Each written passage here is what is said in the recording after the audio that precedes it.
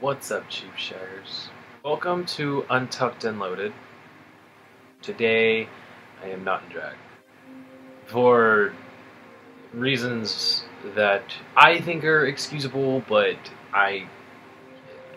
in hindsight, they really aren't.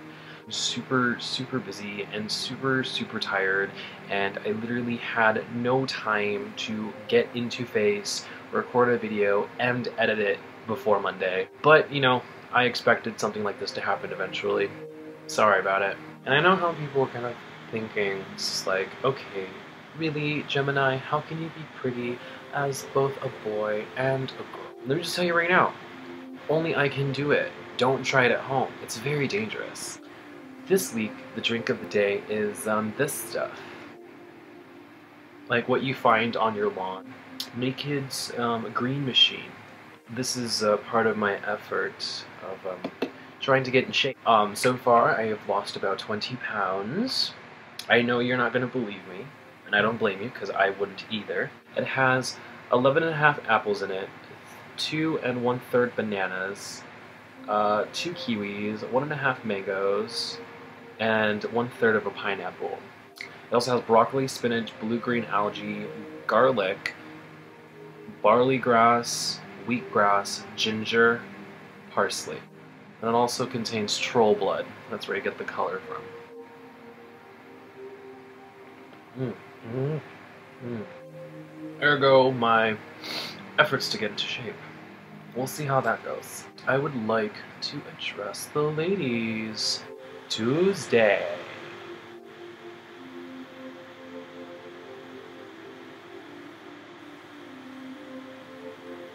Really? I mean, I am literally at a loss for words.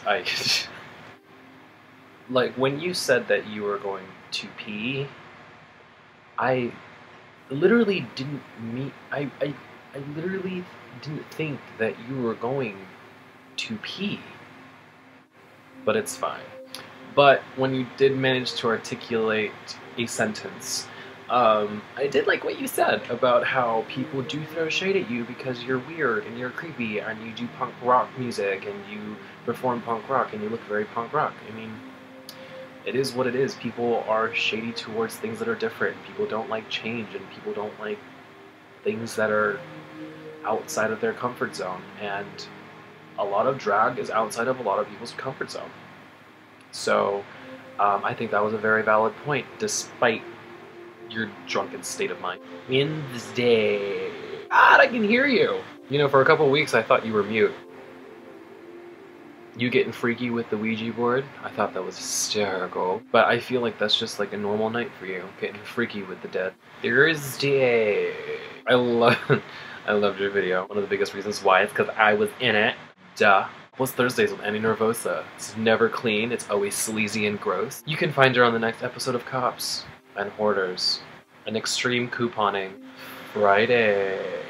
Let me just tell you the truth, okay? When I first clicked on your video to watch it, I was looking at your face and I was like, what is she? Did she contour that right? Like, I thought you contoured right here. I wasn't entirely sure. And then it was like, oh, she has facial hair. And then when you started mentioning that you were inspired by a certain someone who a lot of us do admire very, very much, Mathu Andersen, I know exactly how you feel, because he is an artist. He is a genius, and I was very happy to see you inspired by him. Oh, and also, this one's for you. And yes, girl, I know what you're talking about when people are throwing shade about your weight. That is something that has been thrown at me even before I was a drag queen. When it comes to shade about your weight, that's something that's like kind of like a low blow, you know what I mean? Like, you really couldn't read me for anything else other than my weight. Like, let's be real. Saturday! Yeah, you weren't in drag, but that's okay. I totally understand. I kind of appreciated the reason why you weren't in drag, because one, we are drag queens. We are men first. So I kind of appreciated the fact that, we kind of showed our counterparts, I guess you could say.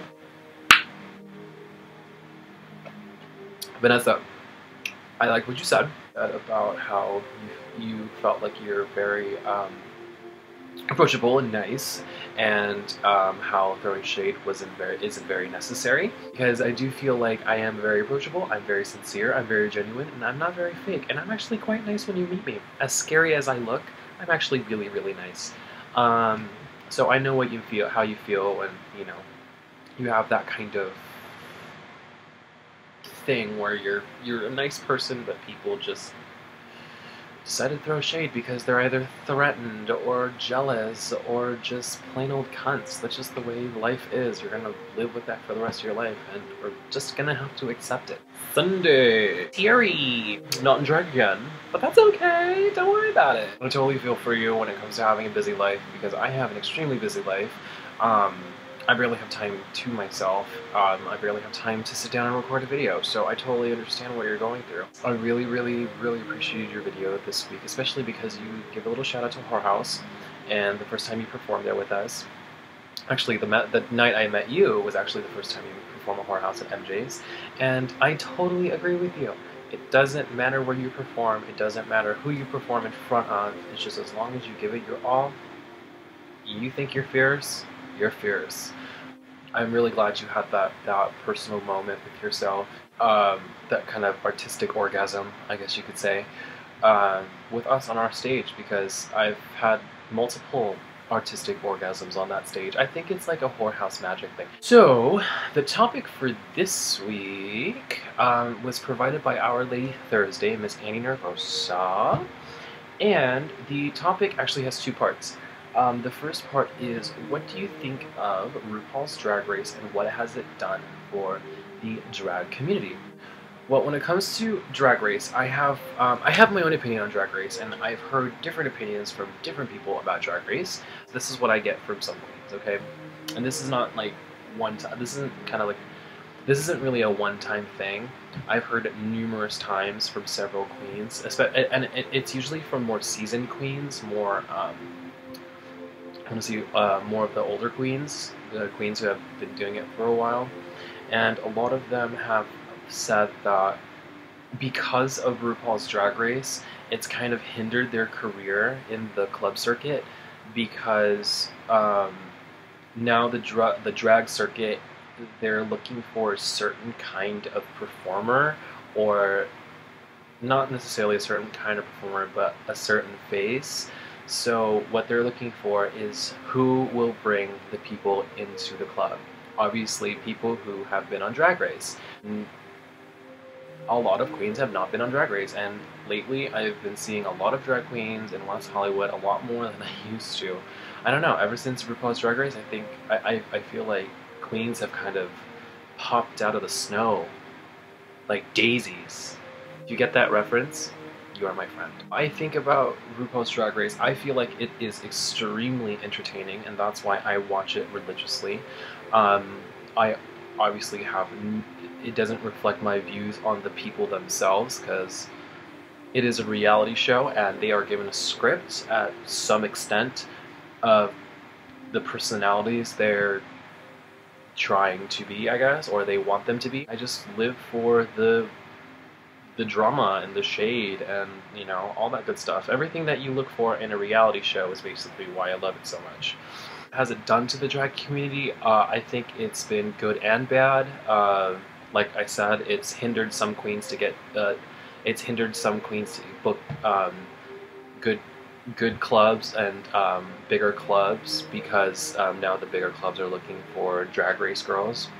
But it's also has been becoming very inspiring to a lot of aspiring drag queens out there, which I think is quite amazing, because if you can inspire someone to do something like that, I think that's kind of a milestone right in its own. I never saw the first season of Drag Race, only because I didn't really know about it. I started watching Drag Race the second season, and that's when I fell in love with Raven. Raven is one of my biggest inspirations. That and her and Raja are actually one of my biggest inspirations. I know Terry knows that, but I'm not just saying it. In the show, they also talk about vulnerability and how some of the queens are being seen because they put up a wall. What do you think and why? When it comes to vulnerability, I think that everyone should have at least one little ounce of it, because vulnerability makes the fact that you are a strong person more profound. If you show no sign of vulnerability, it just makes you a hard shell. It makes you kind of distant and standoffish. People really wanted to talk to someone who seems like they have some sort of feelings, some sort of heart. So I think having vulnerability is a very, very key thing to being a fierce-ass performer, a fierce-ass drag queen, and a fierce-ass person in general. Put that on a bumper sticker. Now, as being drag performers and being as performance artists, it's hard not to not put up a wall. Double negative, because we do get very insecure with our work, and that's not just with drag artists in particular, that's just with artists in general. Artists are just very critical of their own work, and they are their worst critics. So we do tend to put up a wall when it comes to people criticizing us and judging us.